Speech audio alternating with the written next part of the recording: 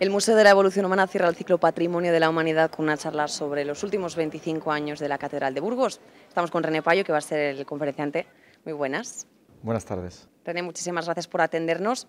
Me gustaría preguntarte por qué habéis elegido precisamente la evolución de la Catedral durante los últimos 25 años y en otra época. Bueno, porque quizá en los últimos 25 o 30 años es el momento en que la Catedral de Burgos ha cambiado más y a mejor desde su construcción. Hubo momentos de la historia muy brillantes, siglo XIII, XV, XVI, XVIII. Sin embargo, la catedral quedó fosilizada a partir del siglo XIX, en franco riesgo de desaparición como consecuencia de la falta de mantenimiento. Y bueno, fueron a partir de la década de los 80 cuando una serie de factores hicieron que la catedral saliera de su ostracismo, saliera de su abandono y se empezaran a poner en marcha actuaciones que han llevado pues, a una magnífica recuperación que está en estos momentos pues, a punto de culminar.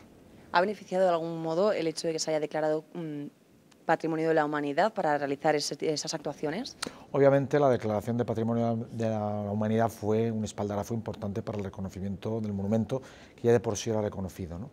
Pero desde que se produce la declaración, a mediados de los 80, hasta que verdaderamente se inician los grandes procesos de transformación, que van a ser a comienzos de los 90, fundamentalmente a partir del año 93-94, pues van a pasar 10 años.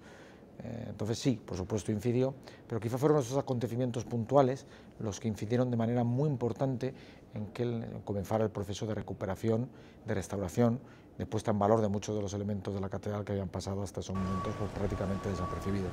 ¿Cuáles fueron esos momentos decisivos para estas actuaciones? Pues el año 93-94 son unas fechas clave, ¿no?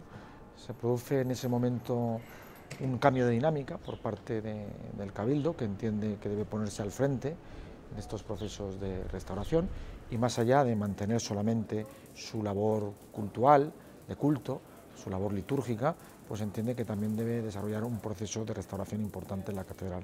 Ahí confluyen dos personas al frente de las labores de restauración, el Cabildo, una que fue el antiguo presidente del Cabildo, don Ramón del Hoyo, y otra, el todavía y afortunadamente activo fabriquero de la catedral, don Agustín Lázaro, que fueron en gran medida los impulsores de buena parte de las tareas.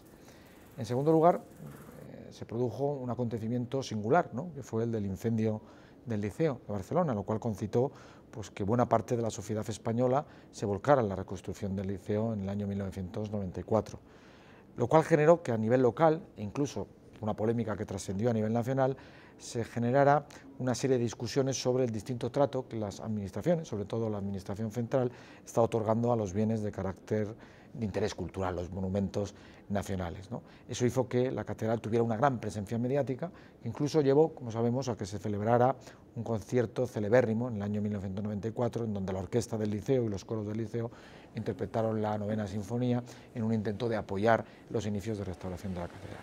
Poco tiempo después, el 12 de agosto del año 1994, pues tuvo lugar otro acontecimiento catastrófico, pero que a la vez fue providencial, que fue la caída de la estatua de San Lorenzo desde una de las torres de la catedral.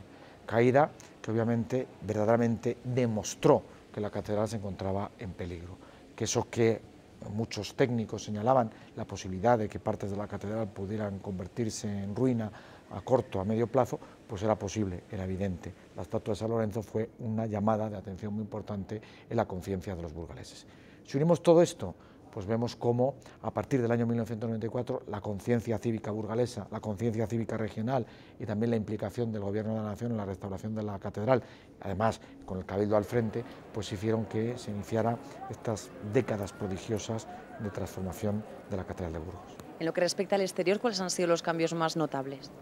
Bueno, pues con lo que respecta al exterior, pues se ha limpiado absolutamente toda la catedral, se han evitado que determinados elementos que estaban en riesgo de desprenderse de la catedral se pudieran desprender, se han ajustado perfectamente a sus soportes, se ha desarrollado una política, a mi juicio, moderada y muy acertada en lo que se refiere a la introducción de algunos elementos importantes del exterior en proceso de degradación como consecuencia de la erosión, como son las estatuas de los reyes o las estatuas de la parte baja de la catedral que se han integrado en el interior del Museo Catedralicio y se han sustituido por copias idénticas. Entonces yo creo que el exterior pues verdaderamente ha tenido estos dos procesos, ¿no? Limpieza, consolidación, anclaje de los elementos que corrían riesgo de caerse y después salvar de la erosión los elementos singulares del siglo XIII, del siglo XIV, que corrían riesgo como consecuencia de la erosión y su traslado al interior de la catedral. Esta limpieza igual fue poco comprendida entre algunos burgaleses. ¿Era necesaria para su conservación?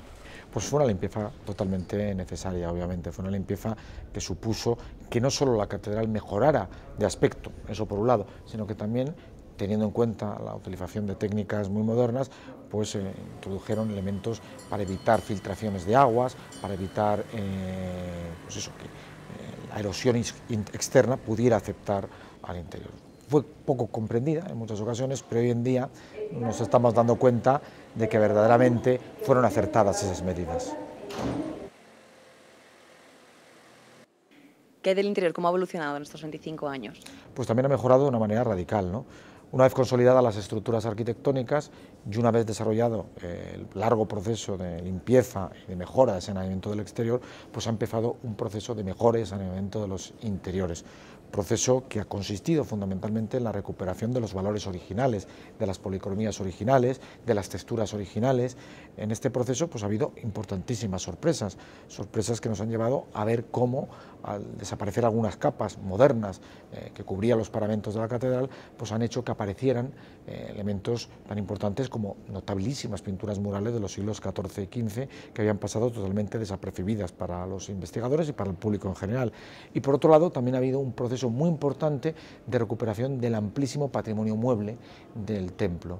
Casi todos los retablos, casi todas las esculturas, casi toda la riquísima, importantísima colección de pintura de la catedral, merced a la actuación de distintas instituciones públicas y privadas, pues hoy en día luce pues prácticamente como lucía en el momento de su ejecución primigenia.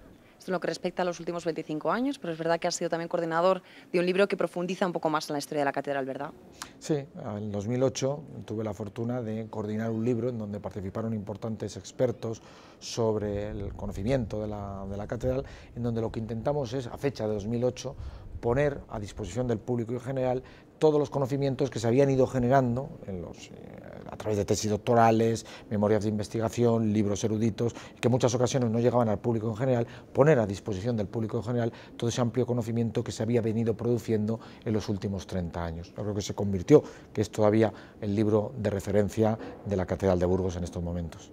René, muchas gracias por las explicaciones. A vosotros, un placer. Despedimos el reportaje recomendando ese libro, La Catedral de Burgos, 8 siglos de historia y arte.